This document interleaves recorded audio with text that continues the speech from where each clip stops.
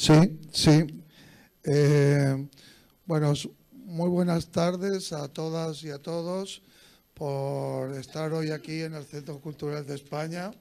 Es un auténtico placer tener este acto, que es un acto académico, es un acto de presentación de un libro, es un acto institucional, pero también es un acto popular, es un acto donde nosotros queremos, de alguna manera, que el uruguayo esté presente, pero el uruguayo desde sus ancestros, desde su pasado, y eso para nosotros es absolutamente muy importante porque de lo que vamos a tratar hoy es un poco de ese tema. Antes de empezar a hablar, como decía Bryce Echenique, quiero darles unas breves palabras y lo primero es darle la bienvenida a nuestro querido embajador José Javier Gómez Llera, que es su primer acto cultural como embajador y es en esta casa. Para mí es un placer darle también un saludo muy especial a nuestra viceministra de Cultura, al presidente de la Academia, al director del INAEN, a nuestro consejero cultural, a la subdirectora de Cultura del Instituto Cervantes, Raquel Calella, y a todas y a todos ustedes que luego voy a agradecer especialmente a una parte del público de aquí que realmente ha trabajado mucho porque esto saliera adelante y saliera con éxito. Quiero saludar a Luis García Montero, por supuesto, porque es el director del Instituto Cervantes. Es una visita que hace aquí a Montevideo, pues mucho en reconocimiento a la labor de Montevideo como capital cervantina y también, de alguna manera, premiar todo el esfuerzo que la Comisión Cervantina ha hecho para crear el Festival Cervantino y todas las acciones culturales en torno a la figura de Cervantes que hay. Aquí hay varios miembros de la Comisión Cervantina, entre ellos está del barrio de la Blanqueada, que nosotros tenemos una nomenclatura de calles todas cervantinas y que además ellos son unos activistas cervantinos y unas activistas de primer nivel. O sea que él ha venido también, para los que no lo sepan, para firmar un convenio con el Ministerio de Cultura, y ese Ministerio de Cultura, ese convenio está relacionado con el centenario de Mario Benedetti, que se va a celebrar el año que viene, y los compromisos adquiridos por el Instituto Cervantes y el Ministerio de Educación y Cultura del Uruguay para hacer de esta conmemoración realmente algo importante, no solamente para Mario Benedetti, sino para las letras uruguayas. Estamos en un año maravilloso en el que a Aida Vital le tengo que reconocer, y desde aquí le mando un beso muy grande. Ha sido nuestro premio Cervantes, es una auténtica maravilla, y ha estado muchas veces aquí en este escenario compartiendo con nosotros, leyendo poesías, y para esta casa es un gran orgullo realmente haber tenido a Aida Vital aquí. Lo que nos trata hoy, y quiero saludar al resto de mis queridos amigos y compañeros, yo entre ellos a mi profesor Pablo Roca, porque yo siempre que vengo a un país me matriculo en la universidad y estudio literatura del país donde estoy. Entonces Pablo fue mi profesor. Yo no fui muy buen alumno, ya me perdonarás, pero las cosas oficiales me tienen así todo el día liado. Pero desde el primer momento que Pablo y yo hablamos del tema de las gacetas gauchescas, de la recuperación de las gacetas gauchescas de Hilario Ascasubi, yo le dije inmediatamente que sí, ¿no? Tampoco no tenía ni idea de lo que eran las gacetas gauchescas de Hilario Ascasubi realmente, aunque había sido parte de una clase suya, pero no sabía realmente la importancia, la profundidad, el interés que tiene para el Uruguay y para el origen de la poesía popular aquí en Uruguay, Y yo le dije, claro, como era mi profesor, le dije, pues Pablo, pues, lo que tú digas, luego me pones un sobresaliente al final de esto y ya está. No, cosa que no ocurrió porque no me examiné, pero bueno, para que no me dio tiempo, pero en fin. Tenemos también, y quiero saludar a Hernán Viera, que es un investigador incansable. Lo que ha hecho este hombre por las gacetas gauchescas es increíble y desde aquí te quiero dar las gracias porque realmente ha sido un trabajo magnífico.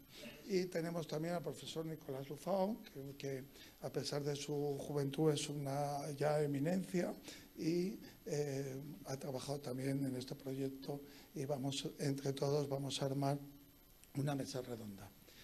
Quiero decir que me faltaba una gente importante por agradecer, porque desde el primer momento mi interés era también que este acto sirviera de homenaje a todas estas instituciones uruguayas que llevan muchos años trabajando para preservar el pasado del Uruguay, para preservar las tradiciones, y para eso es muy importante y me ayuda muchísimo mi querida amiga Carolina Viola, que la quiero muchísimo. Es una gran activista cultural y es la que me ha presentado a todos los amigos presentes que están hoy aquí, que tienen que ver mucho con que Uruguay mantenga firmes esas tradiciones. Quiero agradecer a Juan Carlos López Lópezito por su generoso e incansable apoyo. Yo ya le dije que no, él no es Lópezito, él es Super López. Tenemos un cómic en España que Super López es como una especie de Superman, ¿no? Lo llamamos Super López y él realmente, Lópezito, es un Superman de mantener el criollismo vivo. A Cecilia Sunsao, Mario Correa, Washington Carrasco, Cristina Fernández, que son unos grandes artistas, a la Sociedad Criolla Elías Regúlez, que está cumpliendo sus 125 años, y le damos de aquí las felicitaciones a su directiva y integrantes, y agradecer a todos en la figura de su presidente, que es Carlos Alonso, y de su vicepresidente, don Julio Ríos, que es un español gallego que nosotros queremos mucho, pero que es bueno, el gallego más criollo del Uruguay. Ese es el eslogan de su escudo, ¿no? También vamos a tener una sorpresa. Tenemos uno de los mejores payadores, que es Juan Carlos López, y bueno, a todas las sociedades nativistas que se acercaron convocadas por este grupo y amigos encabezados todos por el gran Super López. O sea que vamos a empezar ya. Agradecer desde luego a cada uno de todos ustedes el compartir con nosotros esta tarde tan criolla y tan estupenda. O sea que le voy a pasar a Hernán que nos cuente un poco su proceso de investigación. Bueno, buenas noches. Agradezco mucho esta invitación. Es un orgullo enorme para mí estar entre expositores tan destacados. Voy a contar todo lo resumidamente que pueda el periplo que finalmente se completó con la edición de las gacetas que se están presentando. ¿Se escucha bien? No, está bien, está perfecto. Hace no mucho tiempo comencé a cursar la carrera de Lingüística en Facultad de Humanidades, donde tuve la enorme fortuna de contar con un conjunto de docentes destacadísimos que con gran generosidad me brindaron apoyo, aliento y sobre todo su invalorable orientación. Así fue como en 2015 me anoté a sugerencia de dos queridas profesoras en el seminario Periodismo y Literatura durante la Guerra Grande que dictaba el profesor Pablo Roca. Era un grupo chico y a la vez diverso en el que enseguida fuimos sintonizando y entrecruzando nuestras áreas de interés en la medida en que Pablo y su equipo seleccionaba textos y temas de discusión de la más variada índole, siempre relacionados al tema y a la época. Podían ser crónicas de viajeros, como las de Arsén Isabel o Pucel, debates de prensa, como el de Berro con Manuel Herrera, autores específicos, como Acuña de Figueroa, compilaciones destacadas, como las de Lamas y Gutiérrez, temas como la creación del Instituto Histórico y Geográfico, las litografías de Besnes y Irigoyen, y sobre los que cada uno iba perfilando la elección de un tema de investigación. A determinada altura del seminario, Pablo nos consultó sobre cuál sería ese tema de investigación elegido. A mi turno, aunque estaba indeciso entre 3 temas bien distintos, disipé las dudas de un plumazo. Voy a trabajar sobre las publicaciones de Hilario Ascasubi. Terminada la clase, me preguntó por qué había elegido la gauchesca, en apariencia tema poco habitual de investigación aquí. Yo no tenía certeza de por qué había elegido la gauchesca, pero pude hilvanar una explicación consistente. Yo soy del interior y allí, al menos hasta hace años, la poesía gauchesca nunca fue letra muerta. Nunca fue letra muerta de museo. Es algo que en cierto modo mantiene una vigencia, vive en alguna especie de memoria colectiva. Aunque se lo dije en esos términos esterilizados, creo haber estado pensando en mi abuelo materno Fermín, criado en el campo y emigrado a la ciudad allá por los 40. Tenía 13 nietos. Los 6 de enero caíamos por su casa, donde nos esperaba a cada uno una bolsita de golosinas que tenía enganchada una tarjetita donde lucía el nombre del obsequiado y una estrofa del Martín Fierro especialmente transcrita. Cada uno repetía hasta memorizar su propia sexteta y al rato ya habíamos memorizado también la de un par de primos. Yo aprendí así buenos tramos de esa obra. Mi abuelo, que no había terminado la primaria, se sabía de memoria el Martín Fierro completo. No todo el mundo llegaba a ese prodigio, pero tampoco resultaban ajenas para nadie esas estrofas que solían campear en muchos dichos populares. Aquí me pongo a cantar al compás de la vihuela. Todo bicho que camina va a parar al asador. No es para mal de ninguno, sino para bien de todos. Es decir, que en mi caso el tema de investigación ya estaba elegido antes de que yo lo supiera.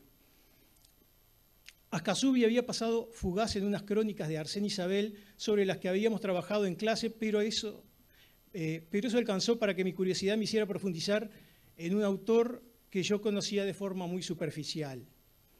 Pablo, en ese mismo momento, echó mano al libro de Antonio Praderio, Índice cronológico de la prensa uruguaya, 1807-1852, plenamente identificado en el estante donde descansaba, y al momento nos enfocamos sobre esas gacetas gauchescas que había publicado Ascasubi aquí en Montevideo.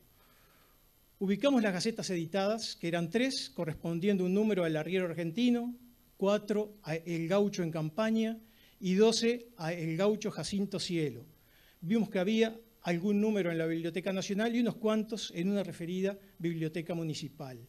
En ese momento el profesor Roca dijo lo que la expresión de su cara me acababa de anticipar.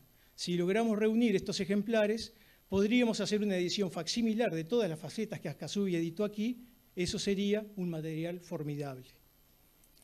Con ese horizonte comenzamos a caminar, pero el camino tuvo más dificultades de lo que parecía. Hice para esta presentación un raconto de ese periplo que pretendí resumir sin el menor éxito y con el que los voy a aburrir un poco durante unos minutos.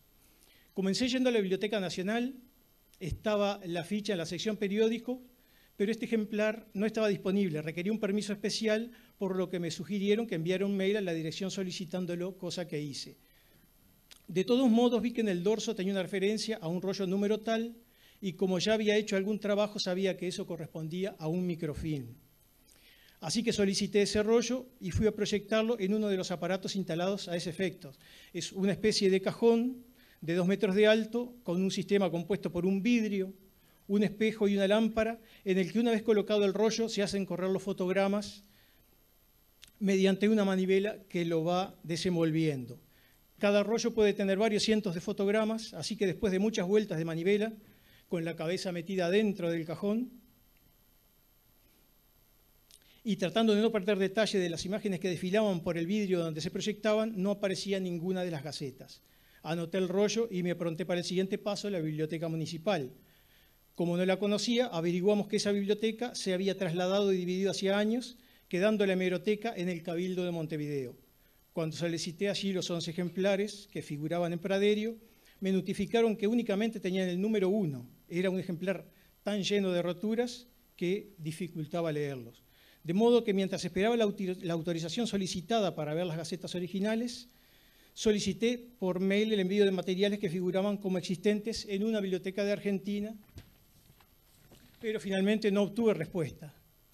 Realicé algunas consultas a funcionarios de varias secciones que atendieron mis inquietudes con gran amabilidad y preocupación, notificándoles que el rollo que figuraba en la ficha no contenía ese periódico. Luego de algunas consultas me dijeron que había una serie de rollos que llamaban el unificado, creo, donde estaban todos los periódicos de la primera mitad del siglo. Recorriendo esos rollos, en determinado momento aparecieron los 4 números del Gaucho en Campaña y más adelante, eran muchísimos periódicos, 11 de los 10 números del Gaucho Jacinto Cielo y no uno solo, como figuraba en la ficha. Eran los mismos Jacinto Cielo que Praderio había relevado como existentes en esa biblioteca municipal. En resumen, ahora solo faltaba el número 11 del Jacinto Cielo.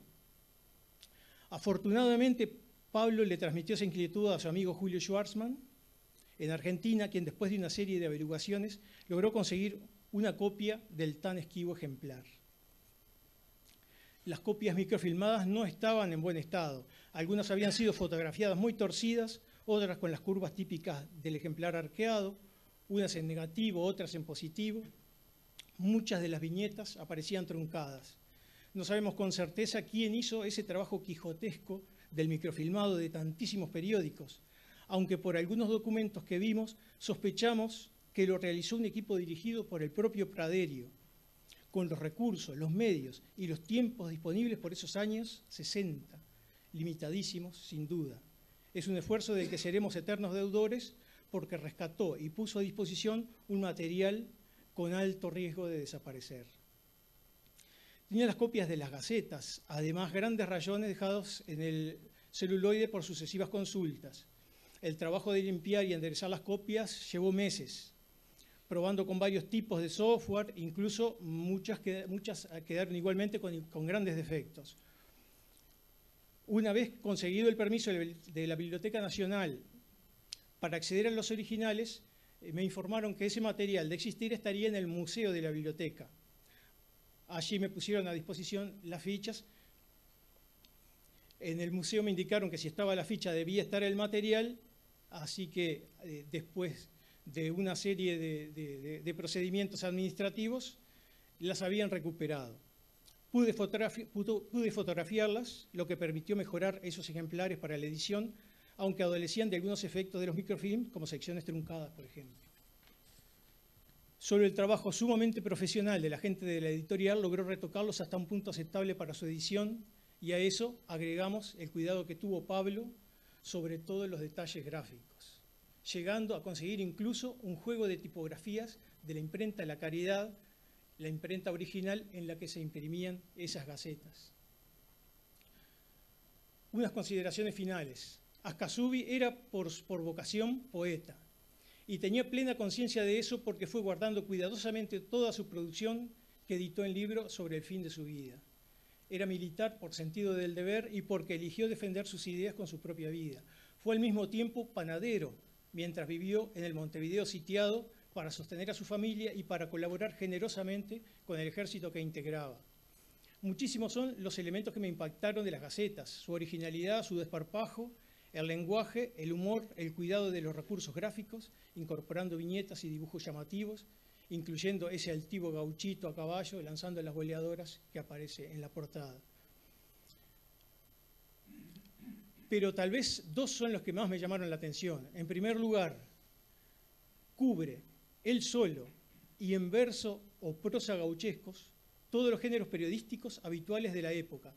Allí veremos editoriales explosivos que a veces son introducidos por estrofas ricamente descriptivas que ofician como noticia para dar contexto al alegato encendido o al desafío burlón.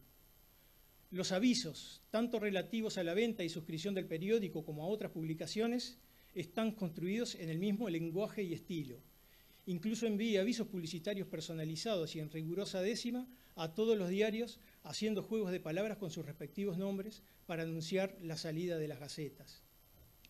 Las cartas que le envían desde distintos parajes los lectores, en general ficticios, aunque los hay reales, son pintorescos partes de guerra en verso gauchesco de batallas que hoy son célebres. Con la respuesta del gacetero en el mismo estilo, esa comunicación se transforma además en entretenidos diálogos. Otro punto, y aunque este es un canto de barricada, es un producto poéticamente cuidado. La prensa habitual de esta época está dirigida a un núcleo letrado lo que se evidencia en su lenguaje y en su estilo. Las gacetas de Ascasubi no, usan todos los recursos posibles para llegar a los sectores menos instruidos. Algunas de sus composiciones son incluso casi para ser cantadas, utilizando formas musicales muy populares de la época como la media caña y el cielito.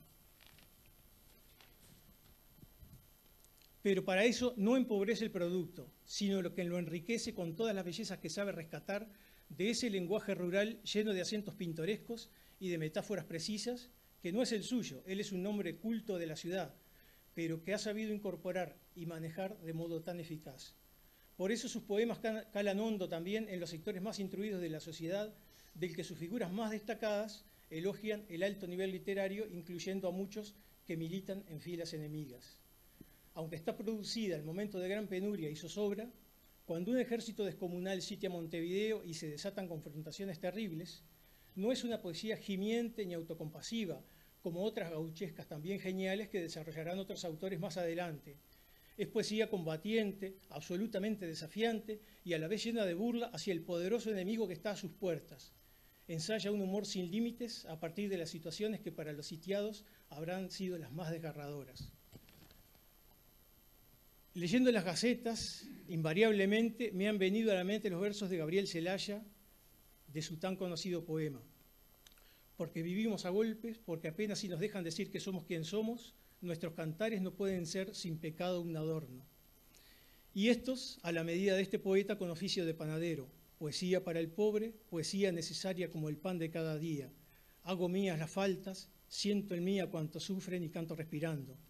Y muy especialmente, creo, estos. Cuando se miran de frente los vertiginosos ojos claros de la muerte, se dicen las verdades, las bárbaras, terribles, amorosas crueldades. Esas terribles y amorosas crueldades son las que vemos desfilar a través de las gacetas de Hilario Ascasubi, no como narraciones de un pasado memorable, sino como pedazos vivos y palpitantes de nuestra historia más conocida y más desconocida, cantados y sufridos en el mismo momento en que esos hechos, hoy históricos, se estaban gestando. Gracias.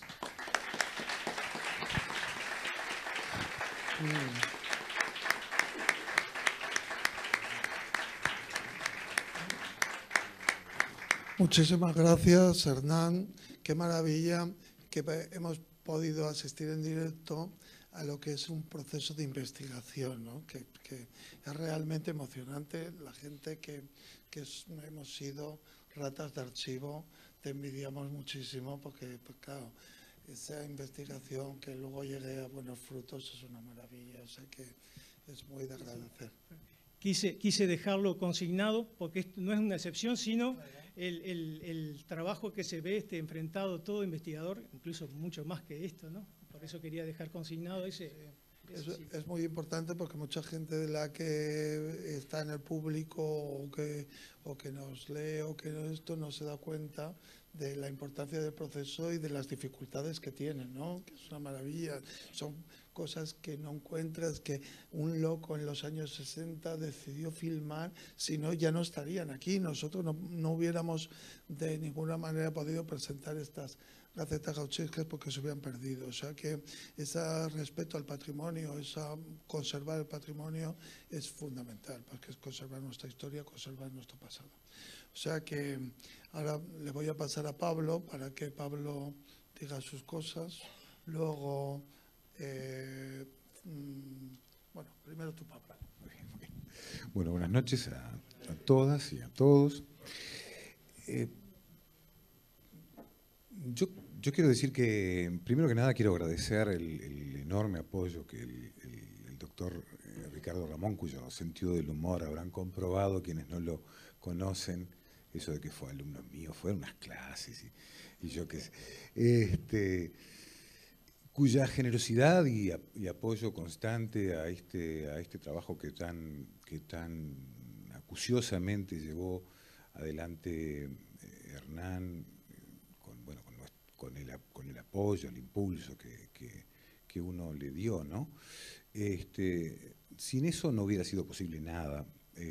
El hecho de el proceso ya acaba de relatarlo Hernán, el hecho de que durante un siglo y medio, más de un siglo y medio, esto haya quedado perdido o desperdigado en distintos fondos, acervos de distintas partes del Río de la Plata, creo que es muy ilustrativo sobre la jerarquía de esta recuperación. Quiero agradecer, por lo tanto, a las instituciones españolas que se han comprometido en este apoyo, agradecer la presencia del señor director del Instituto Cervantes, que realmente nos honra con su compañía, y decirles, además, que la gauchesca decía Josefina Ludmer de una manera en una fórmula, digamos, muy precisa, es un uso letrado de lo popular. Es decir, Ascasubi era como una especie de poeta solar, pero no era un poeta popular de origen, no era en sí mismo un payador, era un escritor, era un hombre de letras, era un hombre con una formación dentro de las posibilidades que se podía tener entonces. Él se había exiliado en Montevideo inmediatamente después del triunfo de don Juan Manuel de Rosas en las entonces Provincias Unidas del Río de la Plata, y aquí hizo gran parte de su obra hasta 1851, ¿no? 51, sí, cuando terminó la guerra, que terminó en octubre del 51. Después se pasó como secretario de Urquiza, y anduvo dando vueltas por Entre Ríos, Buenos Aires, y en su ancianidad, ya en París, se marchó para París supongo que con una valija con ropa y qué sé yo, y con todo su archivo. Entre su archivo estaban estos textos y tantos otros más que de modo semejante, pero no editados aún con estas características, él había llevado adelante tanto en Entre Ríos cuanto en Buenos Aires, o sea, otras gacetas, otras hojas sueltas. Y lo que hizo en París fue rearticular, reescribir todo esto. De modo que el primer enemigo de estas publicaciones precarias, que efectivamente se hacían en condiciones materiales muy penosas, ¿no? En medio de una guerra en la que era verdaderamente muy fulera, ¿no? Para decirlo con un término, con un rioplatenismo, donde a cierta altura no había mucha comida y todo lo demás, aquí en Montevideo, en una ciudad que estaba sitiada. Bueno, el primer enemigo, decía, de estas publicaciones fue el propio Ascasubi, en la medida en que retomó esos textos, los reescribió y los dejó a un lado.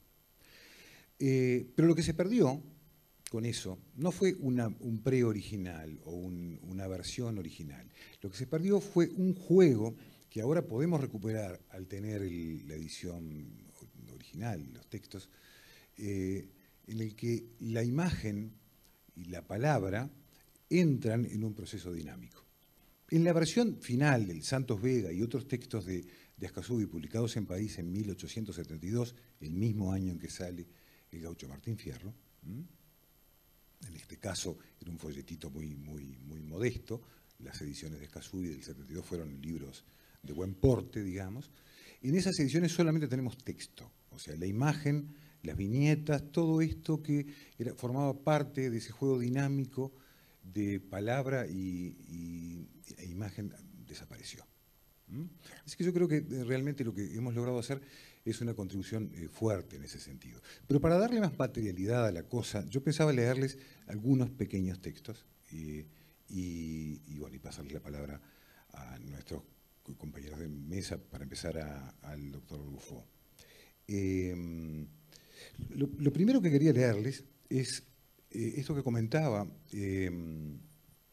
Hernán, cómo, digamos, que es una prueba una prueba irrefutable, por si faltaran constancia de ello, de que Ascasubi en realidad era un escritor letrado, ¿no?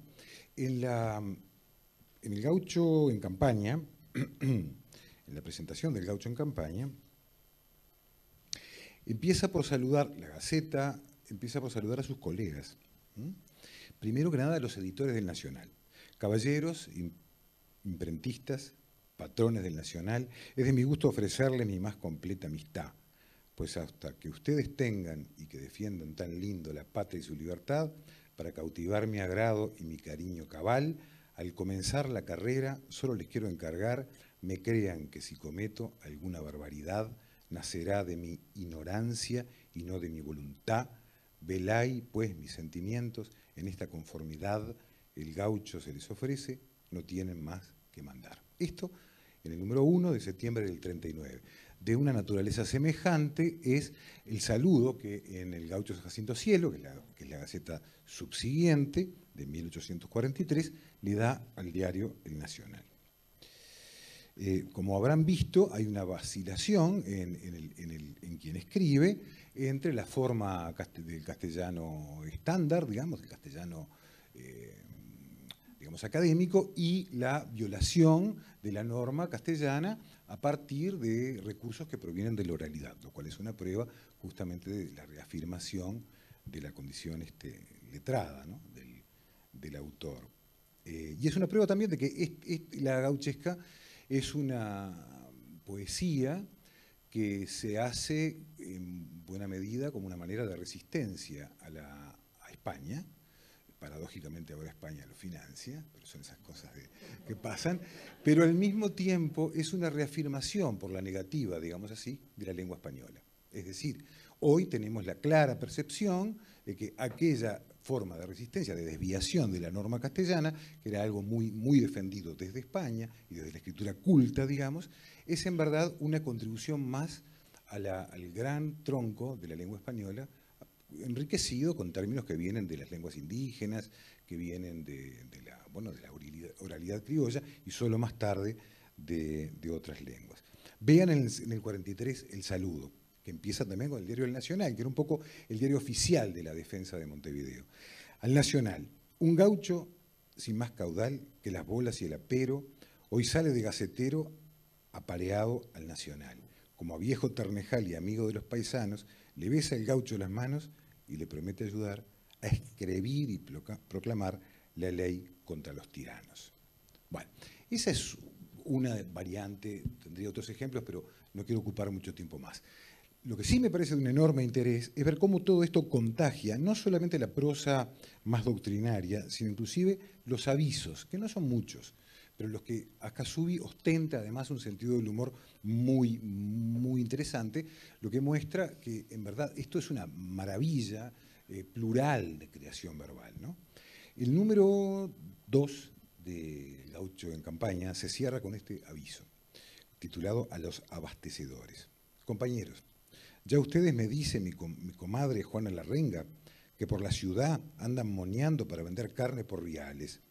No embromen, pues, amigos, denle a la comadre, aunque sea achuras, que yo de aquí puede ser que de mañana no pase sin que les mande morcilla fresca, porque por ese lado de la calera hay más chanchos que matar que golondrinas. O sea, hay toda hay una serie de subentendidos, digamos así, que los contemporáneos entienden y que de pronto hoy a nosotros se nos escapa.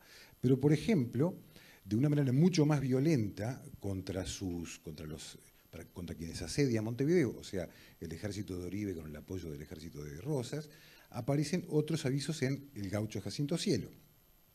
Le voy a leer apenas dos que son muy breves. Avisos nuevos. A los achuradores. Los que sean aficionados a este ejercicio pueden ir a remediarse al Cerrito, y si no salen bien achurados, no he dicho nada.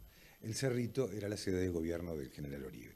Se vende sueño, hambre, gasusa, palabra que está en cursiva, y ganas de tomar mate por ahí, por lo de Chupitea. Eso es una forma de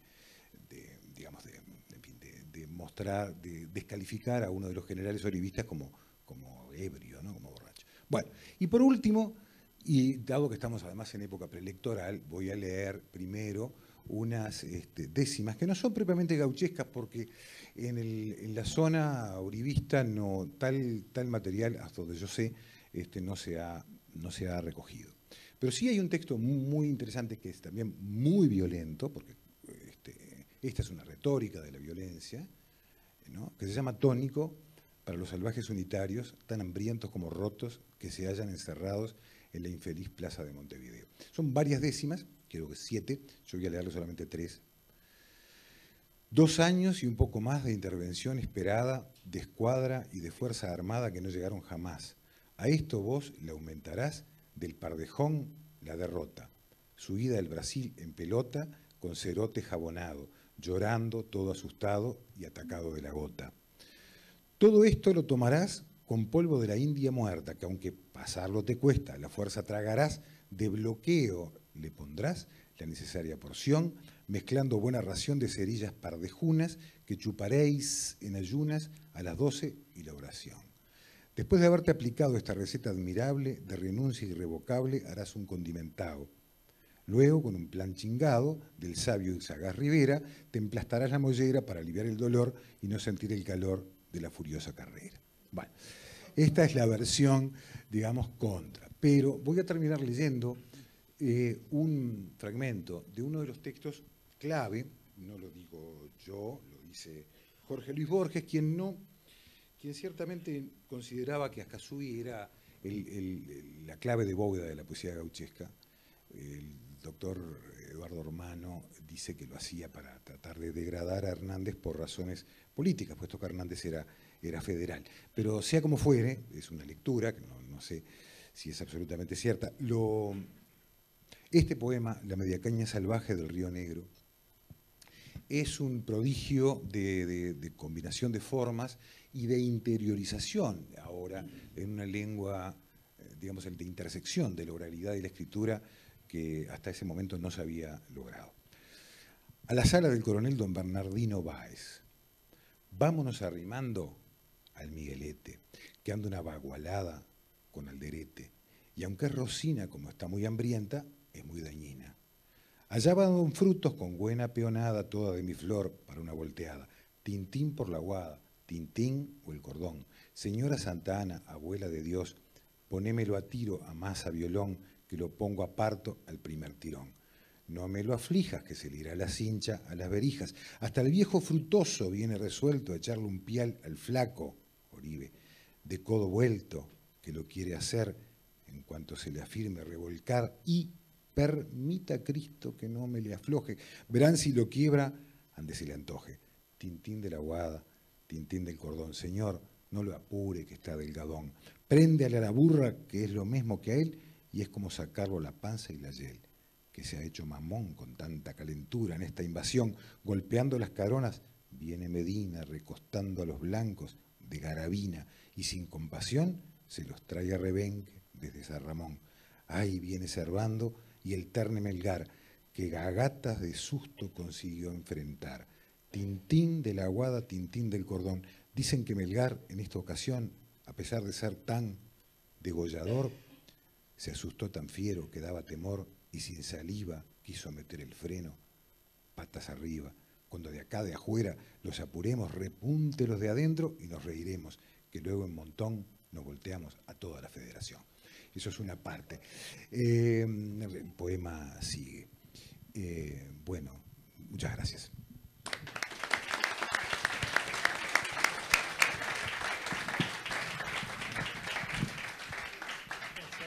¿Quieres tú acabar? No, pero seguimos por orden, ¿no? Ah, vale, como quieras. Yo por autoridad te daba el último... Bueno.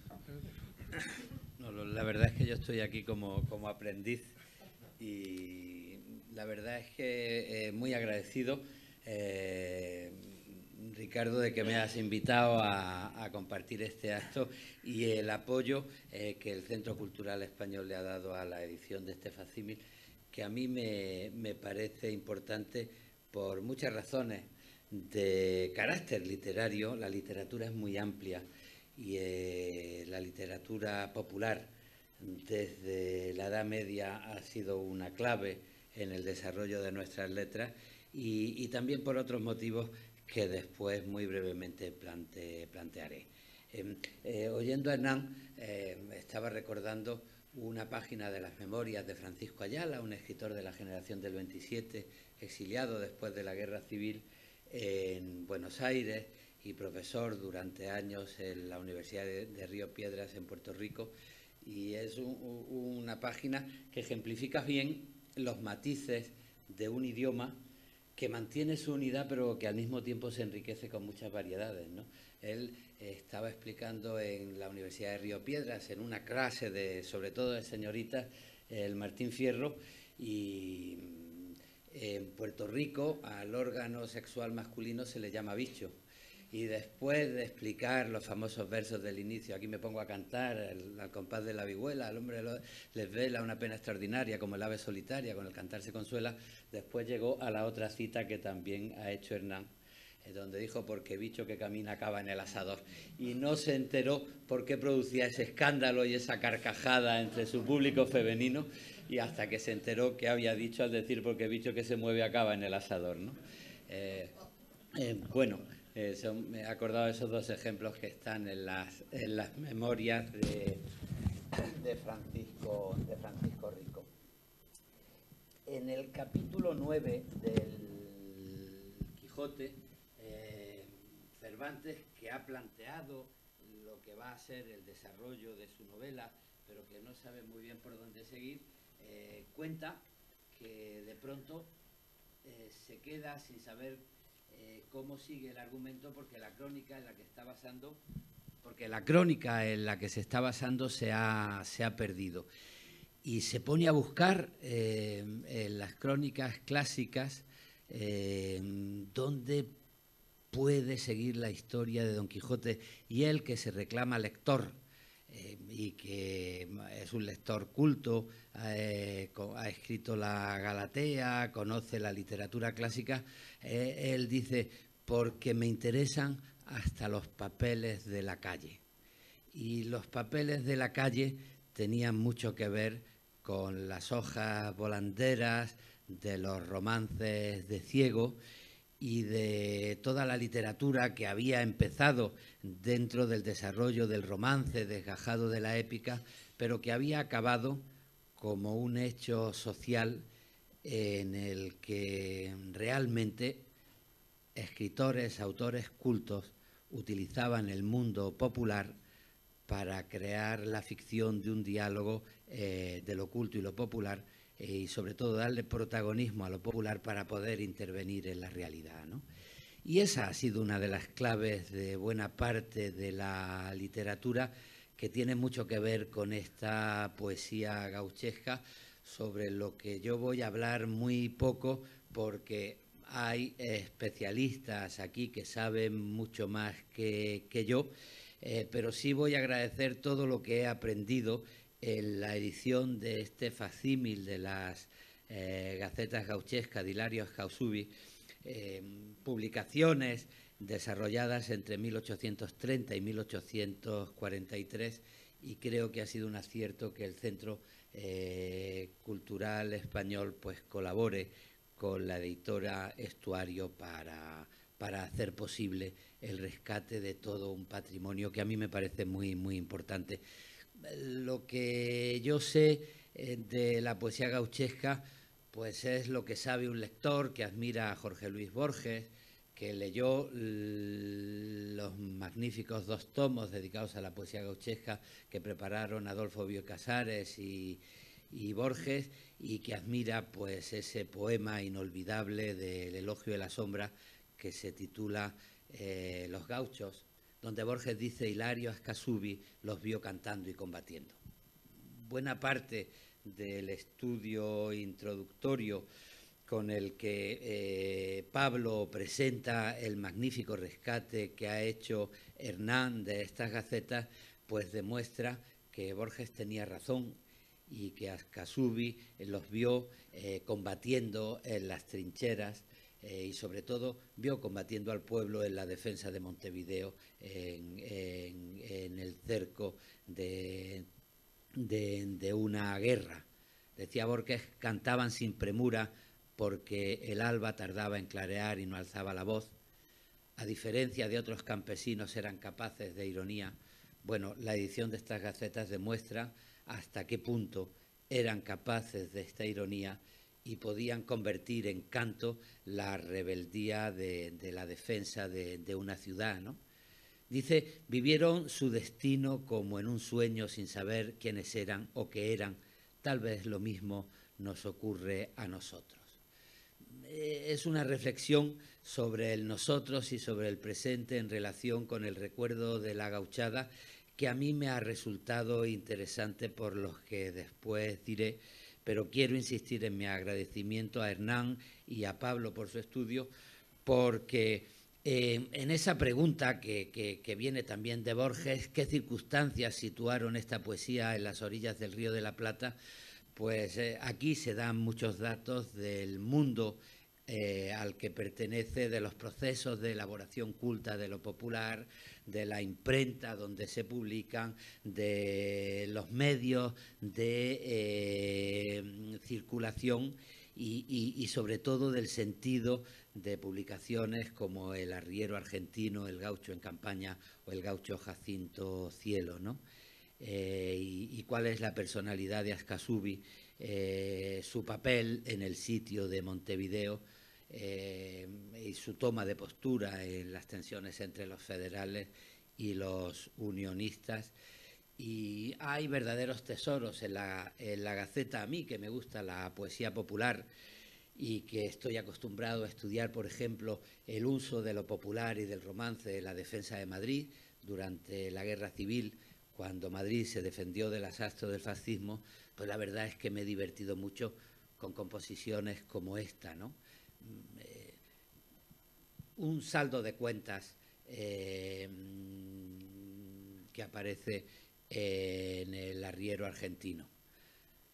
30 arrobas de ignorancia, 20 pieles de jumento, 0 de juicio y talento, 1000 libras de petulancia, 100 almudes de arrogancia, 900 animales, 10 carretadas de males, 0 de público aprecio, 1000 quintales de desprecio, suma total, federales. ¡Qué agilidad! Y que tenía razón Borges en que eran capaces de ironía estos gauchos elaborados desde el punto de vista de una voz llena de cultura. Bueno, está claro que se trata de la invención de una poesía popular y así se presenta en la voz de alguien que conoce todas las estrategias de la literatura culta, ¿no? Al inicio del Gaucho en Campaña, pues se presenta la voz como soy ciudadano gaucho oriental y payador, que aunque me he criado entre los cordales corriendo y boleando yeguas, tengo mis sentimientos como el más pintado de mi tierra. Y a partir de esta voz gaucha, pues hay un verdadero proyecto que a mí me ha interesado siempre, del diálogo del oculto con lo popular. La literatura española, Bécquer, cuando frente a la retórica romántica necesitó buscar la síntesis que diera desde el punto de la lírica una respuesta a la velocidad del mundo que entonces se creía vertiginoso en 1870 y tantos, Bécquer se había subido al tren y había descubierto desde la ventanilla una mirada de la realidad en la fugacidad. Pues Bécquer comprendió que podía utilizar el cantejondo, la soledad, como un espacio en el que se condensara la conciencia individual con un saber que quería ser colectivo, universal, permanente, y del diálogo con lo popular, claro, pasando la lírica germánica por medio, pues surgieron las rimas. Pero ahí empezó la tradición también que le hizo afirmar a Juan Ramón Jiménez que no existe poesía popular sino tradición popular de la poesía, porque se trataba del poeta culto que quería, en las estrategias de lo popular, buscar un diálogo entre los sentimientos individuales y entre los valores colectivos que se condensase en pocos versos y que además permitiese huir del peligro de oler a cerrado que tiene la poesía culta cuando se encierra demasiado en la biblioteca y pierde contacto con la realidad. Y para no caer tampoco en una rebaja barata, pues está bien inventarse un mundo popular desde la construcción del oculto, que es lo que hizo a Ramón Menéndez Pidal, acompañado por un joven Federico García Lorca, pues dedicar su viaje de novios a recorrer los pueblos de España en busca de romances, ¿no?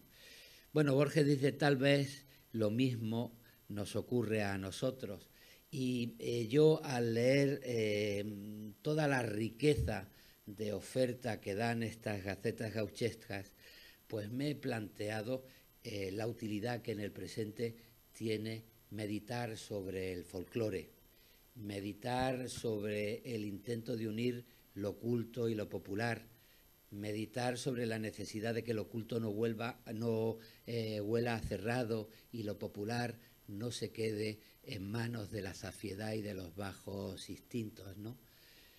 Porque hoy vivimos una realidad que no es la de la velocidad vista desde la ventanilla de un tren.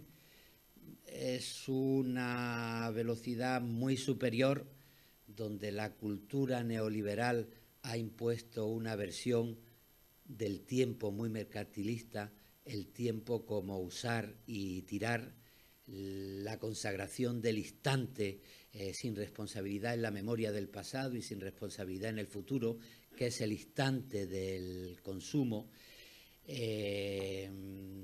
la utilización del mundo digital para ir creándonos una cultura de abstracciones donde seamos consumidores abstractos y no sentamos ningún tipo de pertenencia con una sociedad en la que comprometernos.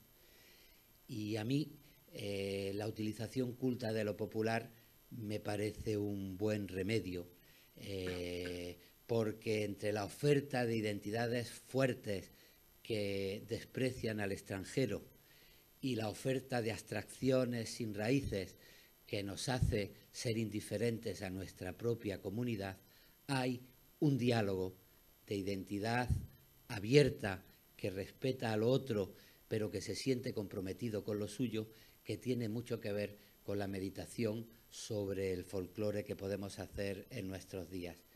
Vivimos épocas donde la telebasura, la llamada a los bajos instintos, la utilización para que fluyan mentiras en las redes digitales, nos está invitando al odio. Y no somos tan malos como nos están pintando.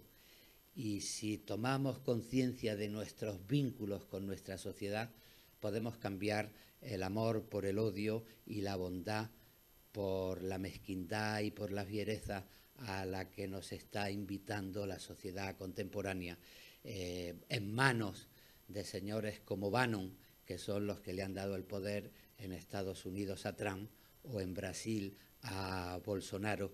Y en ese sentido creo que la meditación sobre el folclore, la meditación sobre la rebeldía de lo popular, la meditación sobre un punto de encuentro entre el nosotros y el yo, entre lo oculto y lo popular, puede ser una respuesta magnífica a esta sociedad del espectáculo que intenta empujarnos al odio en vez de empujarnos a la ironía, a la belleza y a los vínculos. Y por eso me ha emocionado mucho leer todo lo que flota en estas gacetas gauchescas, y le agradezco de verdad a Hernán su recuperación, a Pablo su estudio brillantísimo y a Ricardo que haya tenido la buenísima idea de apoyar desde el Centro Cultural Español el facsímil de una cultura que nos pertenece a todos. Muchas gracias.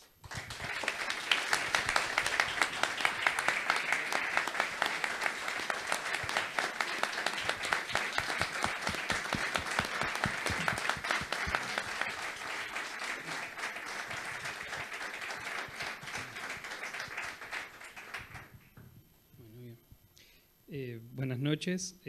Para mí también es un honor estar aquí, al igual que Ricardo. También fui alumno del profesor Pablo Roca cuando estaba cursando la carrera de grado en la facultad hace 2 o 3 años, hace muy poco.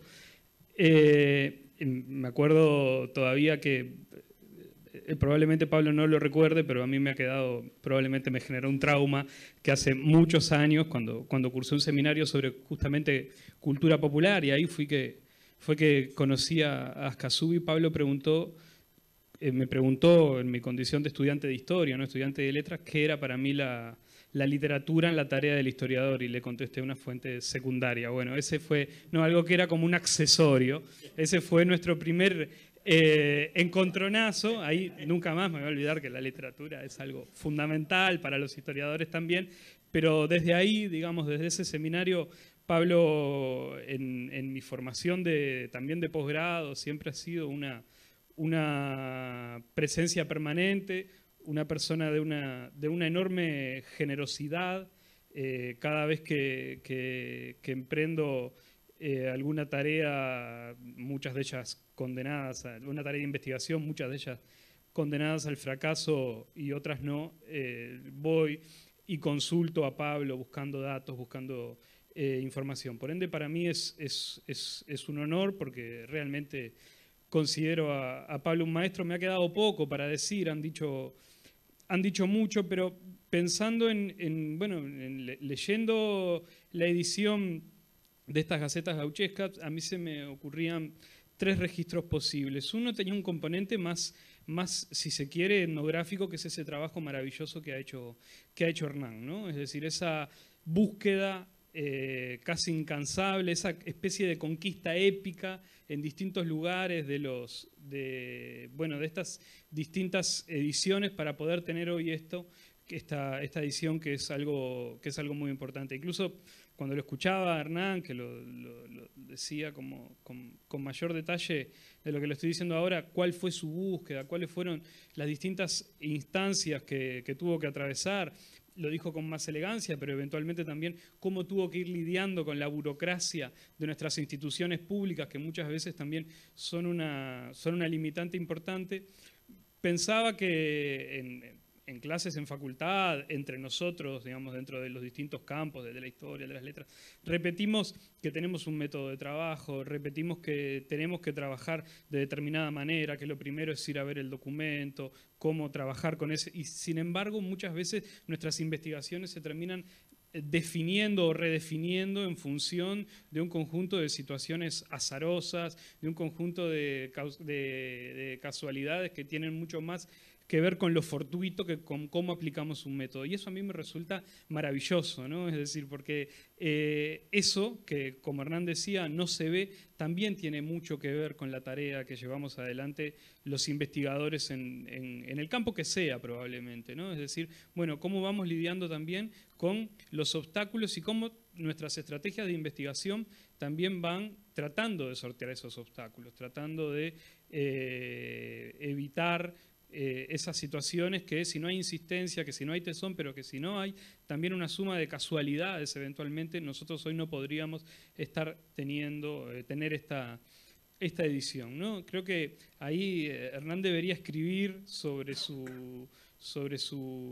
una especie de etnografía sobre su periplo en los distintos archivos, en la biblioteca y en los otros espacios que consultó para poder ver esto. Este es un primer nivel de registro. El segundo nivel que quería plantear tiene que ver con esto que también señalaba Pablo, que es esa relación entre lo oculto y lo popular, ¿no? Es decir, esa relevancia que tiene que empezar a adquirir justamente esta relación entre lo oculto, entre lo popular, y que aquí lo podemos ver no solo en función de los textos en sí, sino pensando también, eso está en la introducción que Pablo elaboró, en la trayectoria del propio Ascasubi, ¿no? Es decir, bueno, cómo trabaja un poeta de la gauchesca, ¿no? Cómo trabaja alguien que es una especie de cultor, es un cultor, digamos, del género gauchesco.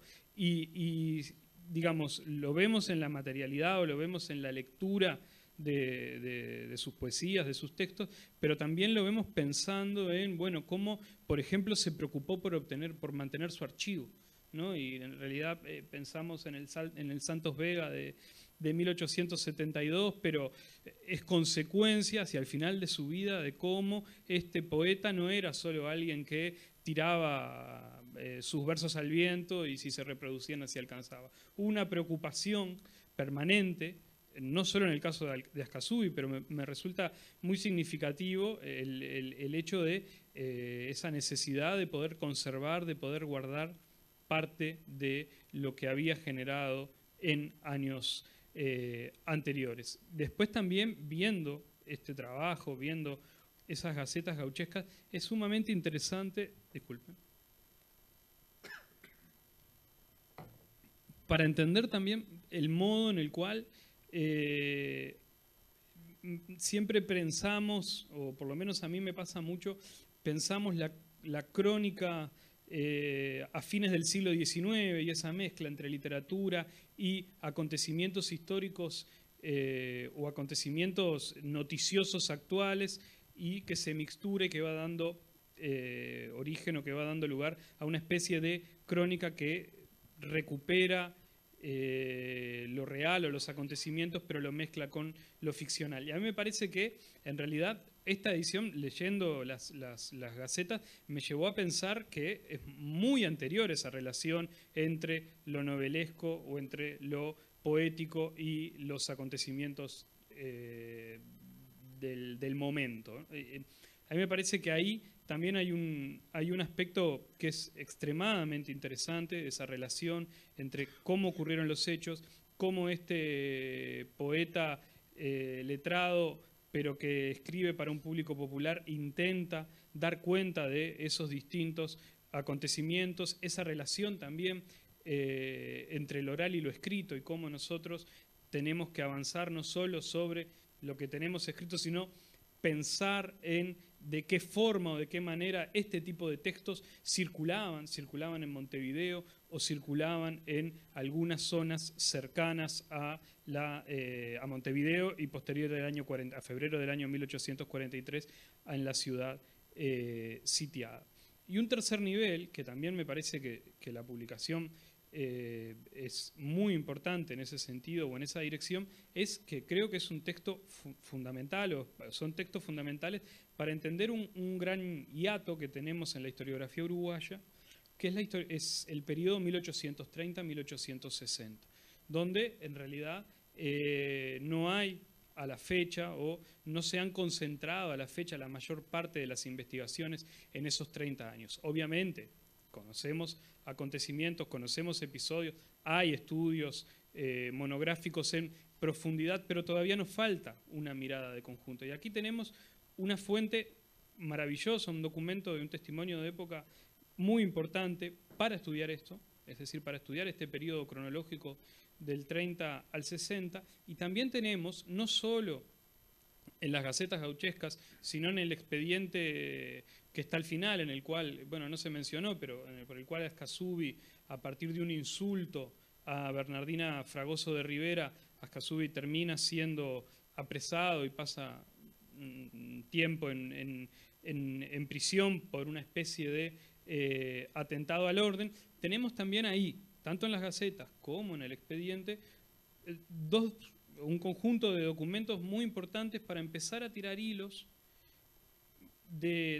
también de un periodo para el cual tenemos poca investigación, que es, por un lado, la Guerra Grande y, por otro lado, el sitio de la ciudad de Montevideo, ¿no? Es decir, de 1843 a 1851. Tenemos esa visión romántica de la defensa, ¿no? Promovida desde Alexandre Dumas a Domingo Ordoniana, u otros escritores, u otros historiadores, pero en este tipo de documentos uno puede encontrar distintos aspectos en los cuales se puede profundizar. Yo anoté algunos en ese sentido o en esa dirección para pensar cómo cruzarlos, ¿no? Y por un lado,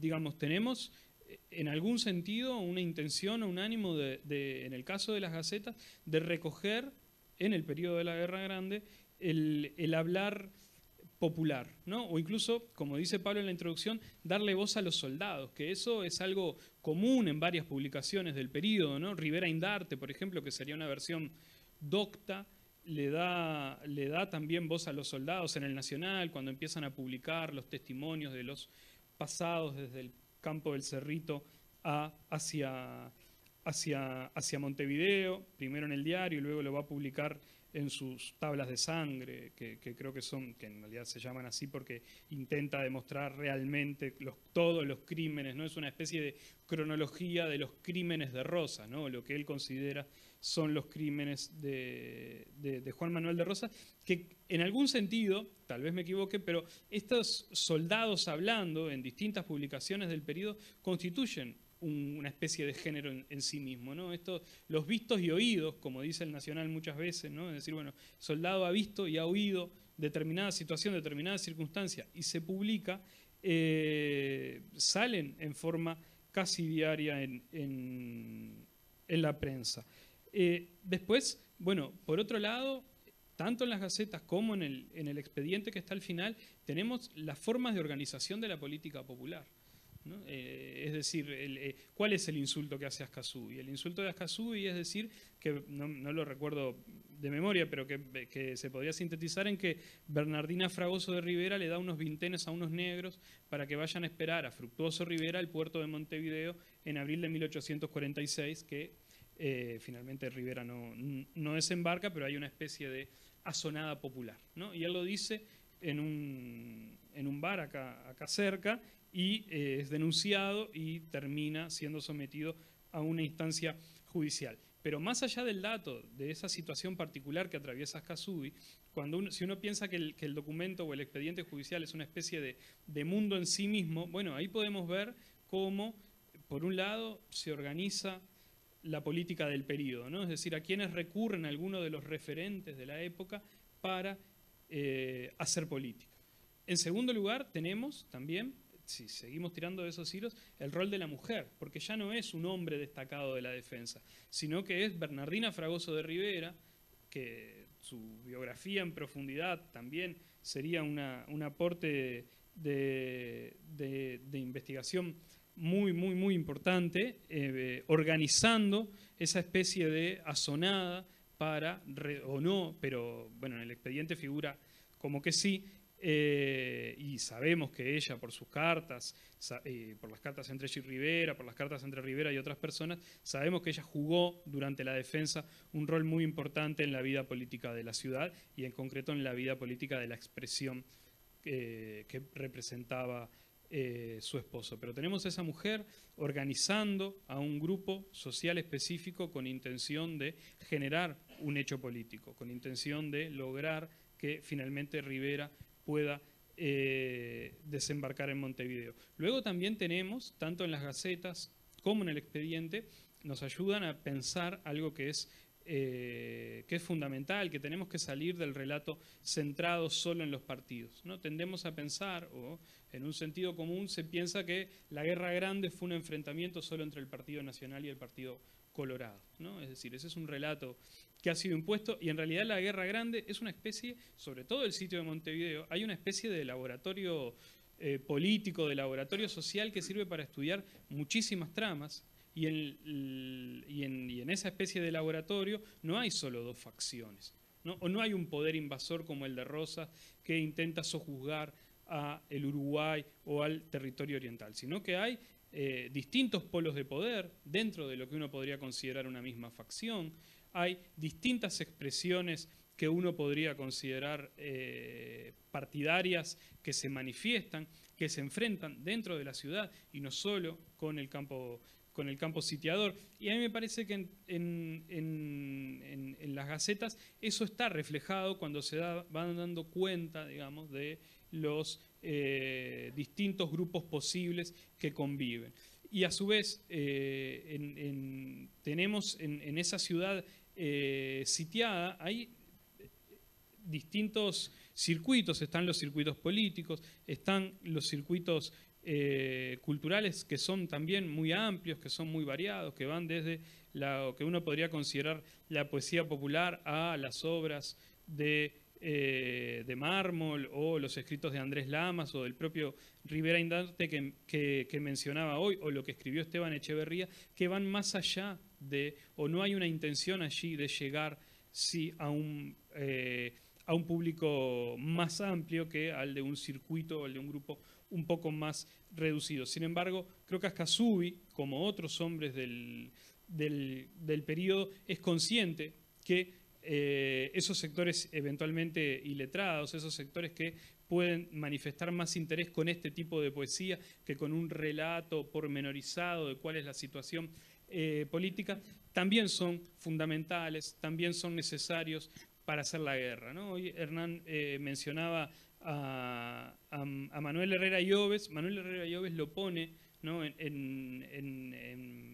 palabras en esa polémica con Berro del año 47-48, en el cual plantea justamente que uno de los méritos del riverismo es avanzar sobre lo popular, ¿no?, y que hay grupos que no han logrado aún ese tipo de vinculación con los sectores populares, ¿no? Es esa frase que yo siempre la recuerdo de memoria, fabulosa, que está en el caudillismo y la independencia americana, ¿no?, que le dice a Berro en la polémica, pregunte usted de Montevideo a Tacuarembó quién es el gaucho más famoso, quién es el mejor jinete, todos le dirán Fructuoso Rivera, ¿no? Pero a ver, es lo que en algún sentido Herrera Llobes le está diciendo es justamente, empieza a hacer una especie de anatomía del riverismo y empieza a mostrar de qué modo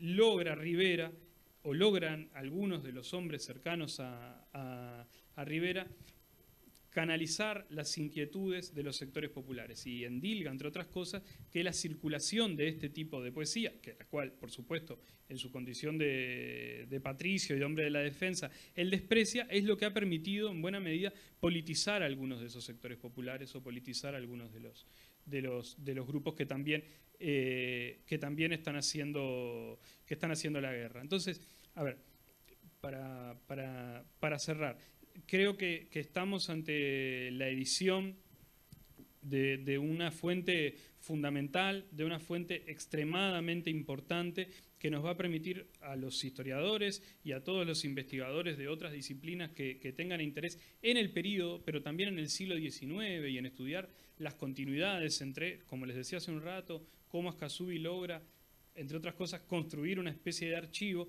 nos va a permitir tener mayor conocimiento, sobre todo sobre este periodo, insisto, que va de 1830 o que iría de 1830 y la década de 1860, para el cual aún nos queda mucho para trabajar. Así que muchas gracias a Pablo, muchas gracias a Hernán por esta publicación. Gracias. Bueno, muchas gracias.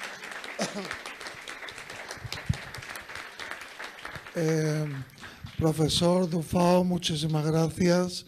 Ha hablado la academia, pero ahora tiene que hablar el gauchismo, o sea que vamos a ceder la palabra al mundo gaucho que está aquí sentado para que cumplamos con la doble, lo popular y lo académico. Muchas gracias Ricardo. Yo cuando me pasan estas cosas me pregunto qué estoy haciendo yo acá. Digo, cuando me dan el micrófono frente a tanto conocimiento curricular. Yo creo que estos minutos que vamos a ocupar ahora son hijos de la lectura. Tanto en mi caso como en el caso de Juan. Soy Juan Carlos López Gentilín, tengo algo de italiano, pero profundamente asturiano. Juan es Juan Carlos López Alonso, tenemos la misma edad. Él nació en 33, yo nací en Montevideo y la vida nos cruzó. Yo recién estaba pensando acá, escuchando, yo tenía 6 años, creo, en 1952-53, cuando mi padre nos llevó a los 3 hermanos y a mamá, porque él iba a jugar al dominó en el centro gallego, acá en San José y Andes, y se ve que no quería ir a Casa de Asturias o al centro asturiano, que eran los otros, pero él iba al centro gallego. Y yo me acuerdo, escuché una gaita, era Ramiro Reñones, un gaitero en el sótano, y claro, yo gurí de 6, 7 años, allá me fui al sótano. Y ahí empezamos a bailar jotas y muñeiras, que a papá no le gustaban demasiado, porque papá era hermano de los gallegos, pero con el cariño hasta ahí, nada más. La cuestión es que al poco tiempo, y en el centro gallego, estas son cosas que hay que decirlas, se arma un grupo de danzas folclóricas uruguayas, con Juan Carlos, un bailarín increíble, y nos hacíamos los trajes para bailar gallego, y los sábados de tarde aprendimos a hacer botas de potro o chiripaes. Y eso fue en el centro gallego. Yo tenía 15 años, 14, 15 años en aquel momento. Y miro para allá porque ahí está Cristina, compañera de esas andadas. Y la vida después me llegó, bueno, comencé esa radio en audiciones de payadores. Yo los escuchaba a ustedes. Claro que uno llega ya mucho después, de Ascazú y todo esto, ya son otros los payadores. Pero hay una cosa que siempre me llamó la atención. El estudio curricular de los payadores uruguayos, yo le diría de absolutamente todos que quiero haberlos conocido en los últimos 50 años, es muy poquito. Pero hay una percepción de lo que está pasando y ese tirarse al vacío en el verso improvisado, donde uno puede escuchar cosas maravillosas y de las otras. Porque no hay de nada en el fragor, ¿no?, de la lucha intelectual, bueno. Y permítanme, yo voy a recordar una cosa que Juan seguramente se acuerda, en eso de la picardía. Era una audición de payadores en CX46 Radio América, que creo que todavía está en la Radio América, y era cada media hora viene un payador. Y lo presenta la panadería tal, la ferretería tal, que son los avisos que el payador consigue, y con eso él banca la audición y se para allí. No sé si hoy por hoy, seguramente que queda alguno todavía haciendo esto. Y me acuerdo una cosa de una gran ironía, un gran humor, porque un día llegó un aviso a uno de los payadores, yo siempre lo comento, que era un aviso mortuorio. Entonces, para la panadería, para la ferretería y esto, una décima o una cestilla no era tan complicado, pero ponerle humor y hacer un aviso mortuorio era más complicado. Y aquí hay gente de Ganelones y de Progreso, que la casa mortuoria era de Progreso, de una familia que tenía el apellido de la familia, era la empresa Basigalupe, que quedaba en Artigas y Ancina, allí en Progreso, en la esquina de Artigas y Ancina. Y este payador hizo un aviso, que lo recordamos permanentemente, que era increíble. Decía, se murió, no se preocupe. El inicio era maravilloso, porque uno compraba, no sabía lo que iba a venir después, pero el inicio era magnífico, ¿no? Se murió, no se preocupe, y remataba con, confíe su QEPD a Empresa Basigalupe. Y fuera de métrica le ponía, en Progreso, Artigas y Ancina, unidos hasta en la muerte. Si la gente de la empresa Basigalupe, que existe hoy, va a la mayor agencia publicitaria de creativos del Uruguay, no le hacen ese aviso. No hay un creativo...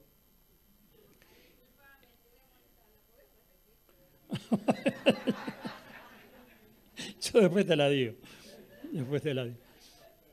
Con mucho gusto. Pero bueno, yo la acompañaba, decía Ricardo, sería bueno que esta estupenda charla, esta magnífica presentación, que se haga en el centro de la ciudad, en un lugar como este, cuando en general estas cosas son de afuera.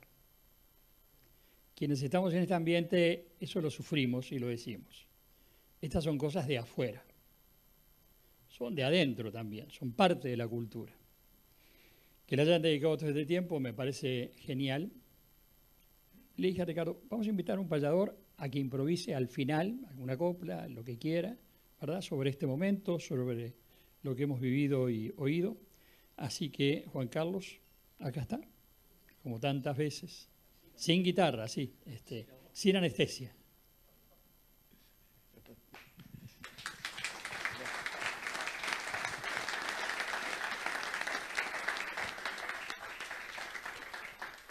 A él siempre le gusta ponerme en estos momentos líricos.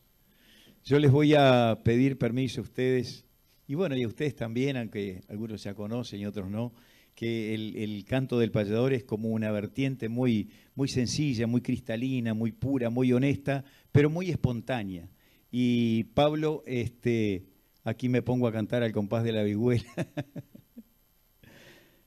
Después de que mi tocayo hizo reír a la barra, yo extraño sobre el regazo el alma de mi guitarra, que tiene acento español, cuando en sus cuerdas le hallo el alma de nuestra tierra y hondo sentir uruguayo. Me dice en el payador, ando cantando en el viento y puedo tejer 1000 coplas de este sencillo momento. Gracias, Pablo, por tu voz, que en este preciso instante nos llevó de Ascasubí hasta el alma de Cervantes. Y es que el idioma retorna, lo digo en este momento, como retorna la vida, igual que los pensamientos. El idioma está muy lejos y no ha de perder la calma, que en cada verso que encuentro me está refrescando el alma. Pero si dilario canto por las rimas que cabalgo, tampoco puedo olvidarme de don Bartolomé Hidalgo, que también fue de esta tierra y que lo arranco en un grito, que fue pionero y que fue guía de los queridos cielitos. Yo conozco a don Hilario, a Hilario Ascasubí, el hombre de Mataderos, muchas veces lo leí. Lo que sí yo no sabía al leer su derrotero, de que el hombre había empezado siendo un pobre zapatero. Y yo creo que en la vida, aquí mismo donde estoy, gastando viejos calzados por esos caminos voy, y también por el Cervantes, el tremendo monumento del idioma que aún lo veo pechando molinos de viento, pero ahí sigue tan vivo y nunca pierde la calma, porque su eterna locura nos sigue regando el alma y sigue aquí en esta tierra, cumpliendo con ese rol de la vieja procedencia de nuestro idioma español. Bendito sea mi hermano por venir al Uruguay, una patria tan chiquita, pero otra tan linda no hay, tan linda como esta tierra, que yo encuentro la razón de que su geografía tiene la forma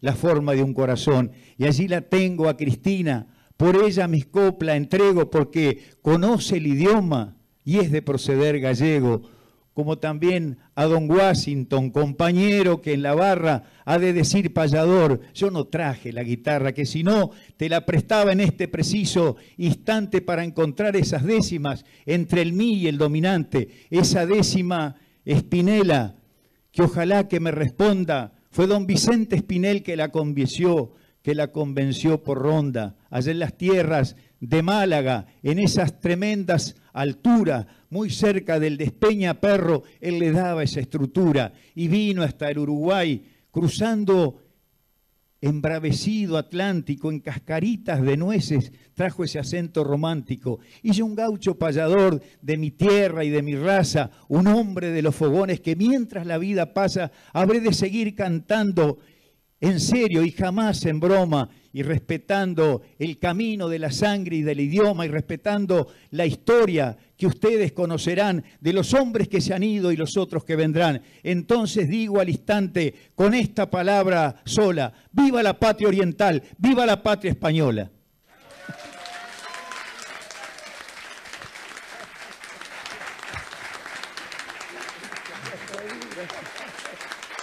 Bueno.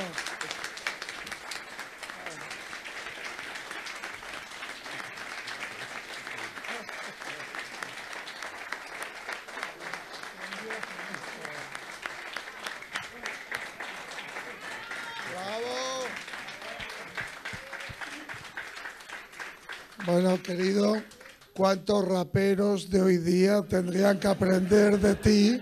Pero muchísimo, ¿eh? O sea que, bueno, yo creo que un final como este ya no hay quien lo supere. O sea que muchísimas gracias a todos, muchísimas gracias a la mesa. Compren el libro, es muy barato y dura toda la vida. O sea que muchas gracias.